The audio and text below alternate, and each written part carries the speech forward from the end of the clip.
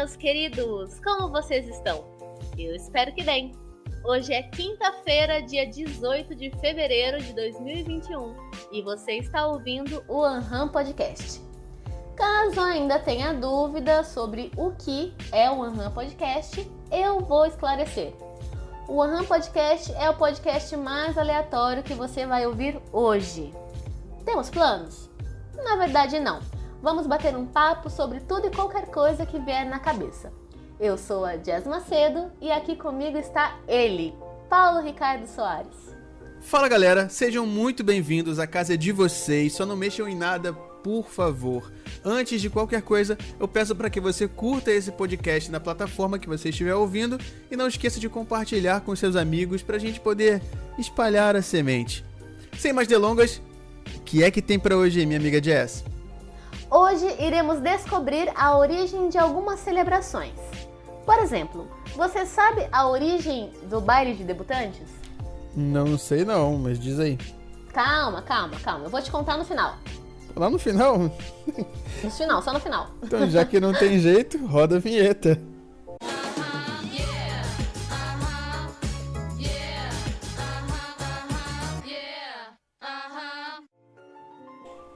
Jazz, eu começo dizendo que nós tivemos uma celebração muito legal agora nessa semana. Sim, essa semana tivemos o carnaval e eu já vou falar. Não, peraí. Antes de você falar do carnaval, a celebração que eu ia dizer era do seu aniversário. Dia 13 de fevereiro, no sábado, foi o seu aniversário, minha querida. É verdade, foi meu aniversário no sábado. Que animação, uhul. Eu fiquei sem graça.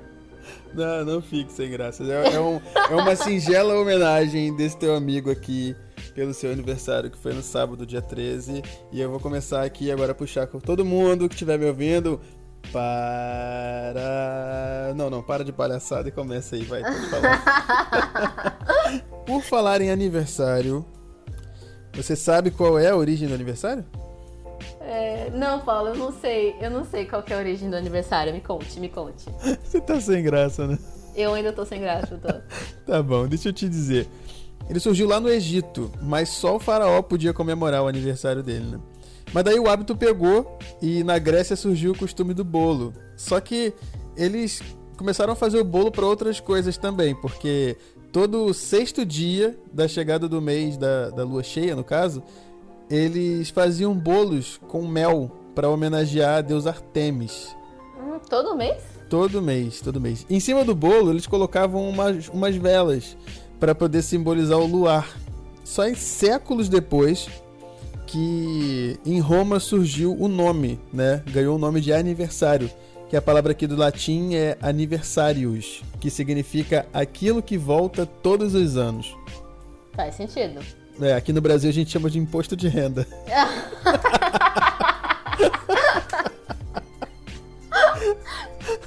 Isso veio muito no automático aqui, foi mal. Ok, sem problemas. E os cristãos só começaram a comemorar, a festejar, né, essa celebração no século IV, quando o nascimento de Jesus foi oficializado. Ué, mas por que antes não comemoravam?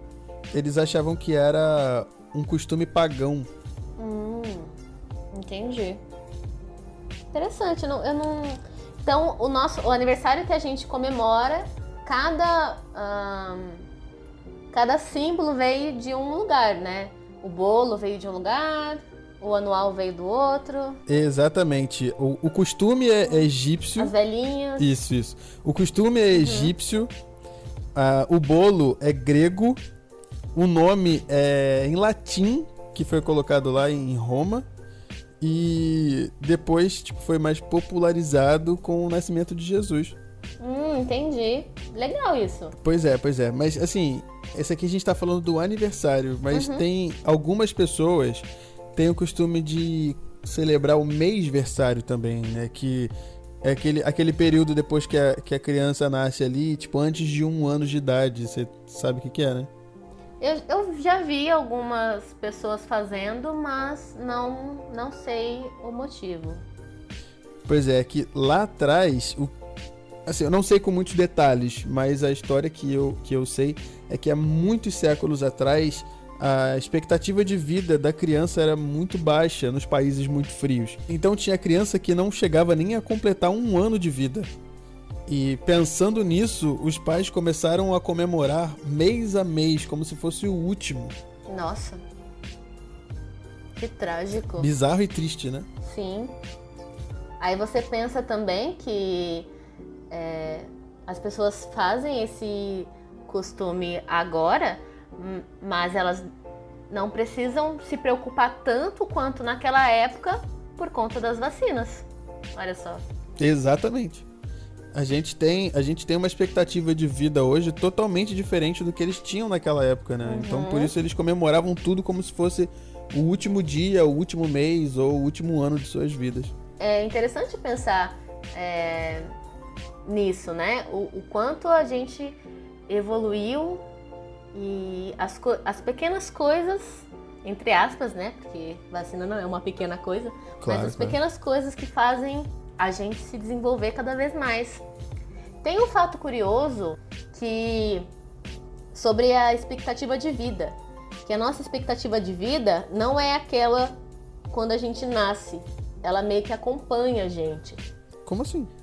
Por exemplo, na época que os meus pais nasceram, a expectativa de vida não era a que é hoje, mas eles têm a expectativa de vida atual. Tipo, a expectativa de vida atualiza. Sim. Ela não fica, ela não para quando você nasceu. Tipo, eu nasci na década de 90 e a expectativa de vida daquela década era menor do que agora, mas a minha expectativa de vida não é daquela época, é a que tá agora, entendeu? Entendi. Eu acho que eu entendi sim, porque assim, na época que você nasceu, vamos supor que a idade limite, né, a expectativa de vida era que as pessoas vivessem até os 60 anos. Sim. Mas conforme o tempo foi passando, as coisas foram evoluindo e agora a expectativa de vida, mesmo você tendo nascido lá nos anos 90, a expectativa de vida agora é de 75, né? Tipo exato.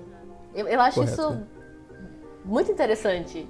Interessante e entre aspas, é bizarro, né? Porque, tipo, é uma parada que vai evoluir. Até isso evolui, né, com a gente. Eu acho curioso. Acho interessante isso. Bom, eu sei que eu te interrompi para falar do seu aniversário e comecei a falar sobre aniversários e tal, mas então certo. Você pode continuar de onde você tinha parado aí. Ok. Eu vou falar então da origem do carnaval. Opa. Quem é que não gosta de um ziriguidum, né? Até a própria Siri gosta. Verdade. Como foi seu carnaval, Paulo? Meu carnaval foi no Bloco do Travesseiro com a escola de samba Unidos do Cobertor. Eu também não saí, não arrisquei sair não. Fiquei em casa, curtindo as minhas lives, minhas séries. Não arrisquei sair não. Eu fiquei curtindo o bloco aqui com a Netflix, com o Disney Plus. Mas a origem do carnaval é no ano 1000 a.C., lá na Roma Antiga. Caraca, bastante tempo. Mais de 3.000 anos. Eles criaram essa festa para homenagear Saturno, que era o deus da agricultura. O nome que eles deram para essa festa era Saturnália. Peraí. Satur quê? Nália. Saturnália. Sim, Saturnália. Nossa, então a gente tem que agradecer quem trocou o nome pra carnaval, né? Porque, meu Deus. Durante a festa, as escolas não abriam, os escravos eram soltos e os povos iam às ruas onde carros alegóricos em forma de navio abriam o caminho para a multidão fantasiada. Peraí, mas eles libertavam até os escravos por causa do carnaval? Uhum. Era uma festa gigante, em homenagem ao deus Saturno. Então é tipo uma liberdade condicional, né? Depois ia ter que todo mundo voltar pra parada lá, senão ia ser caçado e morto, né? É a saidinha. É a saidinha. Tá certo. É o induto de carnaval. Ai, que horror. Na Idade Média, o carnaval era chamado de Festa dos Loucos, fazendo muito sentido. Faz até hoje. Até hoje faz sentido. Aí, cara, agora eu não sei não, mas aqui no Rio de Janeiro, tu vai na rua, só tem louco, só tem nego doido mesmo. Eu apenas posso imaginar, eu nunca passei um carnaval fora daqui. Já no Renascimento, ganhou força na Itália, na França e em Portugal, que foram os países que surgiu o Pierrot, apaixonado pela Colombina, aquelas. Opa, referência aos irmãos, né? Tem que ter. E o confete e também a serpentina. Nossa, e os carnavais italianos e franceses são bem famosos, né? Você vê muitas pessoas falando de Veneza. Tem muita gente que vai pra Veneza no carnaval pra poder curtir lá, porque lá é arte de verdade, né? Aqui tem a questão da cultura. Tipo, o carnaval se tornou, de fato, uma cultura brasileira. As pessoas... Tem gente que espera o ano inteiro pro carnaval, né? Mas parece que o tradicional mesmo fica lá em Veneza. O carnaval ele também foi uma parada que evoluiu muito, né? Antigamente, os carros alegóricos eram o que menos importavam. O carnaval que passava na TV era quase que dentro de um estúdio com os grandes nomes da música brasileira levando o enredo da parada, né? Tipo Dalva de Oliveira, a própria Carmen Miranda também. Eles faziam meio que transmissão por TV, né? Sim. Totalmente mudado, né? Totalmente. Na época do preto e branco. Isso. Mas eu aprendi a gostar do carnaval, assim. Aprendeu a gostar? Porque você não curtia antes, não gostava? Achava que era uma data perdida, assim? Não, eu não gostava. Eu não comemorava. Sei lá. Coisa de... Sei lá. Você não era uma foliã, digamos assim. Não era. Eu passei a gostar quando eu comecei a trabalhar como foliã, no caso. Eu te entendo. Na verdade, assim, eu quando era criança, aqui no Rio de Janeiro tem uma tradição que é dos bate-bolas. São pessoas que se fantasiam e ficam batendo uma bola no chão com uma máscara específica e tudo mais. Eu sei que você não curte muito, mas quando eu era criança eu tinha muito medo, porém eu gostava de sair fantasiado com isso, assim. Mas era só aqui na rua da minha casa mesmo, eu entrava e acabou. Mas depois, de adulto, eu comecei a gostar do carnaval por causa de uma coisa específica, que era o sábado de carnaval, que tinha o bloco dos dubladores. Exatamente. Sim. O Diversão Brasileira. Que infelizmente esse ano não aconteceu, por motivos óbvios, sim, né? Da pandemia. Mas que no ano passado teve até em São Paulo. Você ficou sabendo sim, disso, né? Fiquei sabendo, sim. Não pude ir, eu gostaria de ter ido, mas não pude. Ano passado, infelizmente, eu também não pude ir, mas eu acompanho desde 2012. Muito legal, deve ser muito legal. É muito maneiro, muito divertido. Então, esse tipo de bloco eu gosto, que é bem família, sabe? Eu gosto disso. Sim. Exatamente, é muito família mesmo lá. A gente tá dando muita moral aqui pro carnaval, vamos falar de outra celebração que tá dando gatilho, é melhor falar de outra coisa. Tá bom, vamos lá.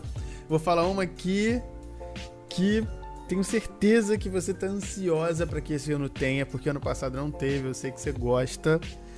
E tem que ter, esse ano vai ter. Vamos torcer aí pra vacina dar certo, pra todo mundo estar vacinado já nessa época, que é a festa junina.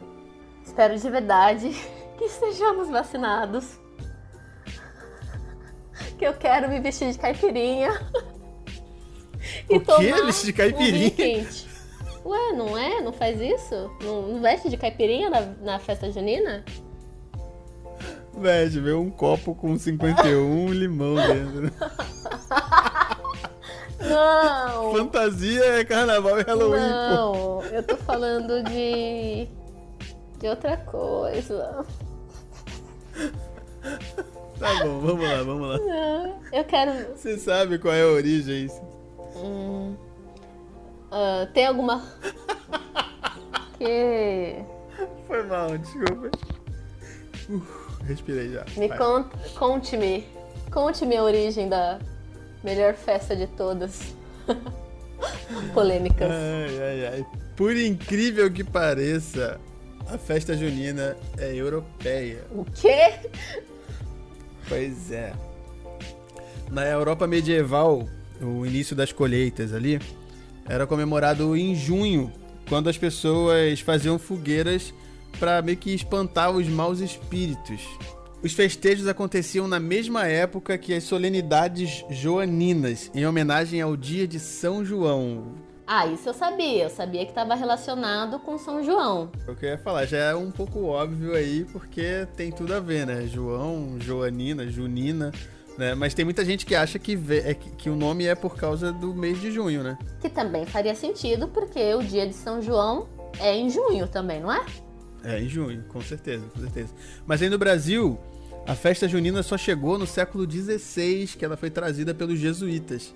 E tem também a simbologia, né? O significado das coisas. A fogueira era para espantar o mal-olhado e o São João era para trazer o bem, no caso, né? Entendi. É legal, gostei de saber mais sobre aquela festa que a gente mal conhece, mas já considera pacas.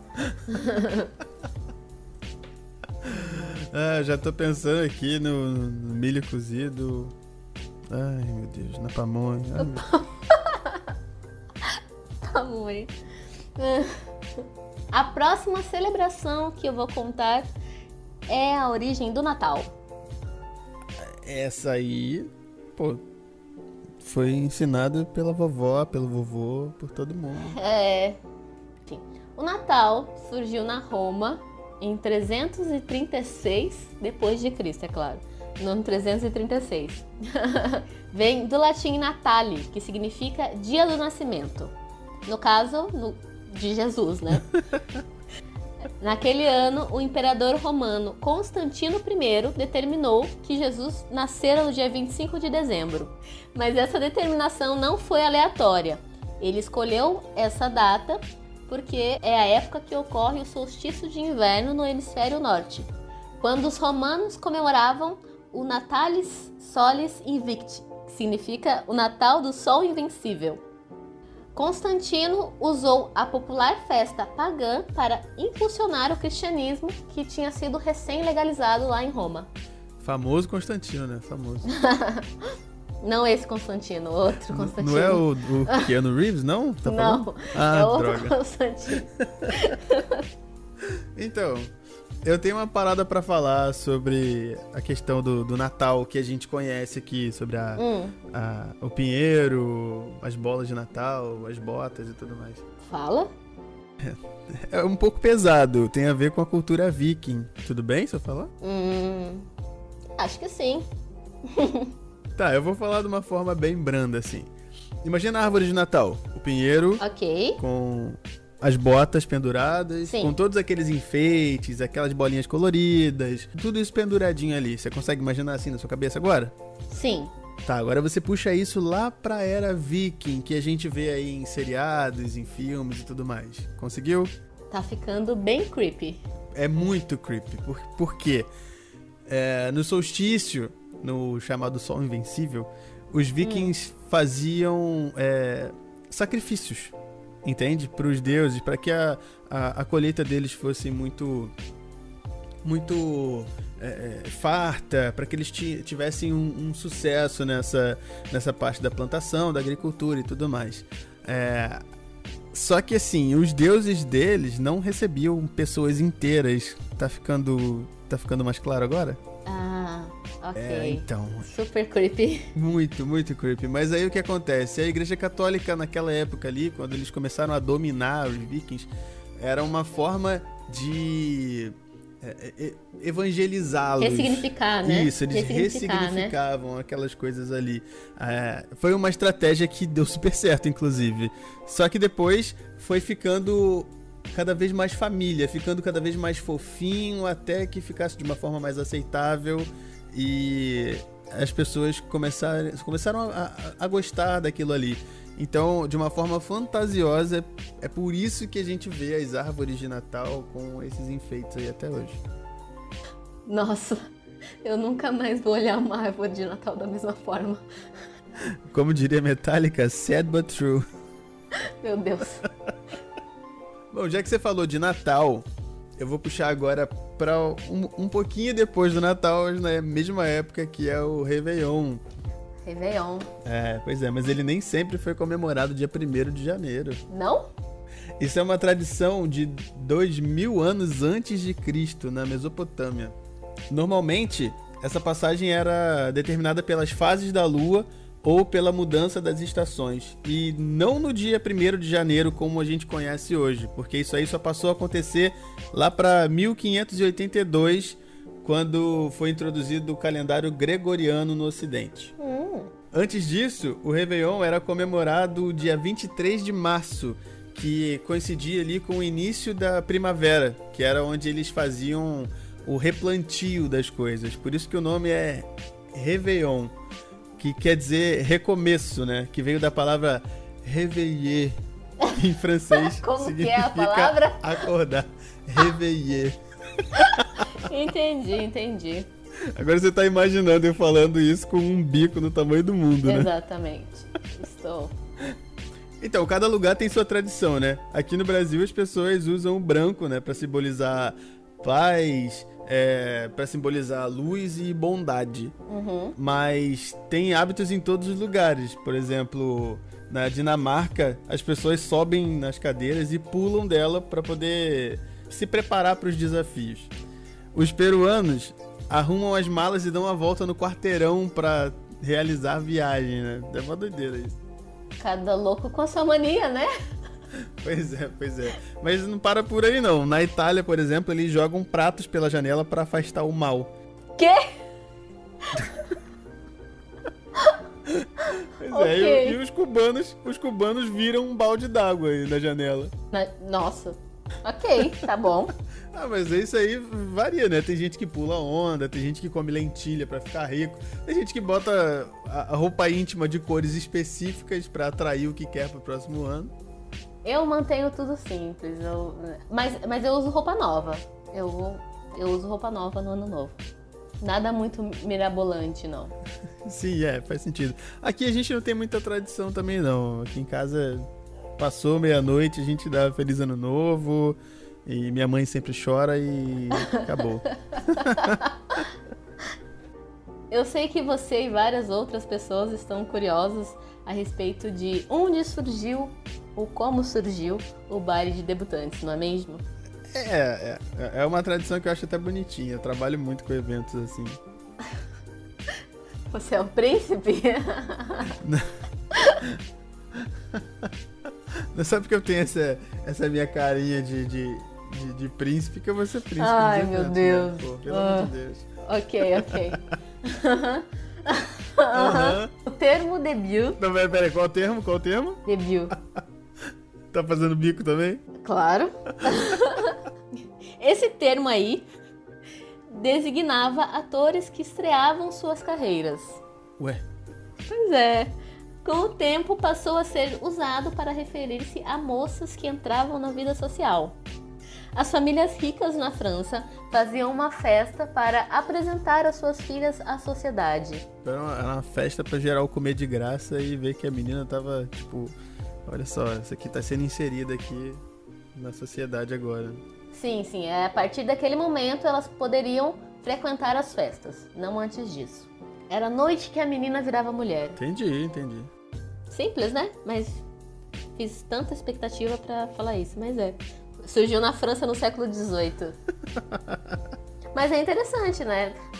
Isso que eu ia falar, pô. Não diminui a parada, não. Pô, ficou legal, foi bom saber disso aí. E hoje em dia, a gente vê o baile de debutante como uma coisa mais glamurosa, né? Hoje não se tem mais a tradição como um evento para incluir a pessoa na sociedade, a menina, no caso, né? Porque isso já acontece muito mais cedo hoje em dia. Vários lugares têm uma idade específica, né? Mas aqui no Brasil geralmente se comemora com 15 anos de idade, né? A festa dos 15 anos. Só que não tem mais a intenção de introduzir a pessoa na sociedade, porque isso já acontece bem antes dos 15 anos hoje em dia, né? Quando é bebê, na verdade, já apresentam a sociedade. Exatamente, principalmente em questão agora de rede social. Sim. A criança já nasce com postagens sobre ela, né? Sim, muito antes as fotos das mães grávidas, os ensaios, aquela sessão newborn, né? É muito antes, é bem diferente, né? Vai mudando as tradições. Total. Hoje eu acho que é mais pelo glamour, pra ela ter como se fosse um dia de princesa, digamos assim, né? Sem trocadilhos aí com o programa que tinha na televisão. Mas eu acho que é bem mais isso, pra menina se sentir especial, glamurosa e ter os amigos ali pra comemorar, dançar e tudo mais. Eu acho que é mais pra isso hoje em dia, né? É um baile, né? Uma festa como qualquer outra, só que mais luxuosa, eu acho. Exato, com bastante glamour. Sempre foi assim, né? Uma festa bem glamurosa, com a menina usando o vestidão, várias amigas e baile, festa, e o príncipe, o Caio Castro como príncipe. Pois é.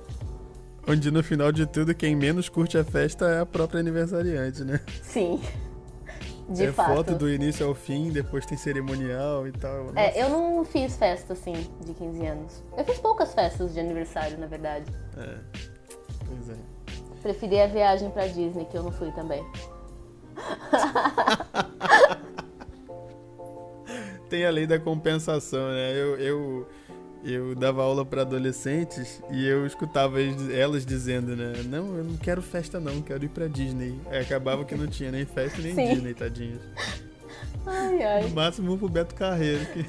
Magic Park em Aparecida. Era o point. ou tenho isso. uma história O Hopi Hari. sobre Magic Park que um dia eu conto. Eu não vou contar hoje, não. Tá bom, mas eu vou querer saber. Acabando a gravação, você vai me contar. Vai ficar para um próximo episódio, na verdade. Tá bem. Então, falando em luxo e glamour, eu quero falar agora sobre o casamento. Que é a próxima grande festa, né? Exatamente. É o que as princesinhas esperam. Tipo, depois do aniversário de 15 anos, tem que ter aquele casamento glamuroso, né? Completando a maioridade. Né? É o sonho de algumas pessoas. Não, eu vou confessar que também é meu sonho. Casar vestida de noiva? Vestidão. Véu, grinalda, luxuoso, todo assim mesmo, é isso aí. Ok. Jess, assim como o aniversário, o casamento que a gente conhece hoje é um apanhado de tradições de vários lugares. Você sabia disso? Não sabia. Por exemplo, a cerimônia é uma herança romana, mas as alianças é uma contribuição egípcia. E tem um significado bem bonitinho, porque como é um anel que não tem início nem fim, ele simboliza a eternidade. Muito bonitinho mesmo. Profundo, né? Uhum. O costume de jogar arroz veio da China e significa o desejo de fartura.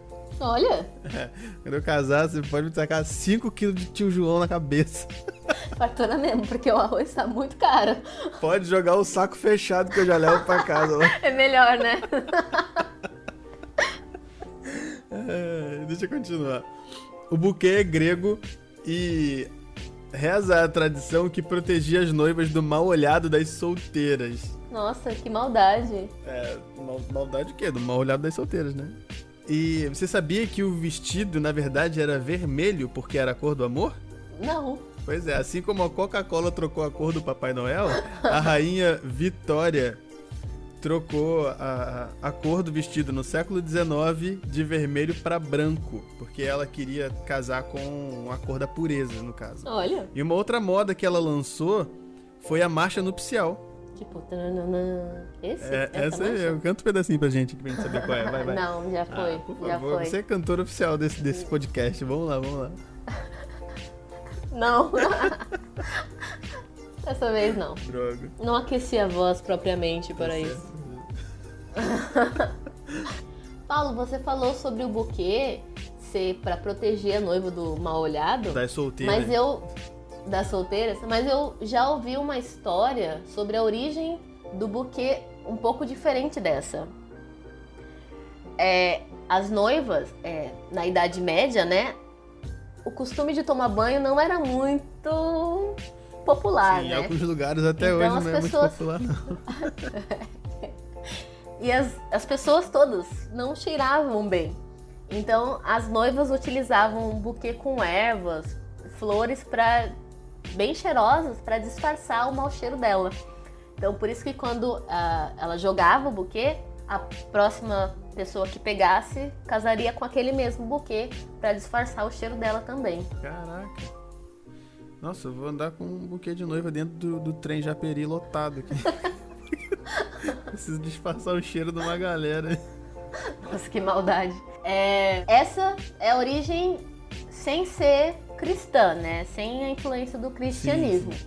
Tem uma outra origem também, que a noiva entrava na igreja, né? Sem nada, sem segurar nada. E ao longo do corredor ela ia recebendo flores das convidadas que significavam, né, prosperidade para elas. Estavam desejando prosperidade. Aí quando ela chegava no altar, ela estava com um buquê completo. Nossa, que interessante. Talvez a imagem que a gente tenha do buquê na mão da noiva, né, como antigamente era tudo registrado por pintura, mas por isso a gente já veja o buquê já prontinho ali, né? Sim. Isso é interessante pra caramba. Faz sentido. Mas faz também sentido isso, né? De disfarçar o cheiro. Nossa, com certeza. Imagina, as pessoas não tomavam banho naquela época, usavam o banheiro em qualquer lugar. Era complicado. E o que eles passavam, tipo, no corpo eram flores mesmo, né?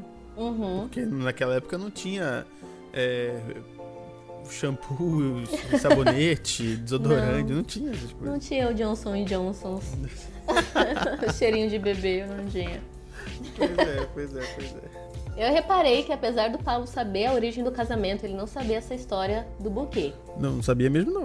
Eu quero saber de você, ouvinte, se tem alguma tradição que você achou interessante descobrir agora e algumas que você já conhecia.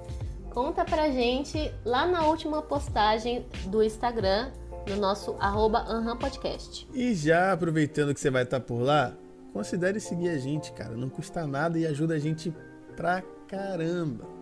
E esse foi o Anham Podcast de hoje. A gente já tem um encontro marcado para a próxima quinta-feira. Eu espero que vocês tenham gostado do episódio de hoje. Muito obrigada por nos ouvir. Um grande beijo e tchau!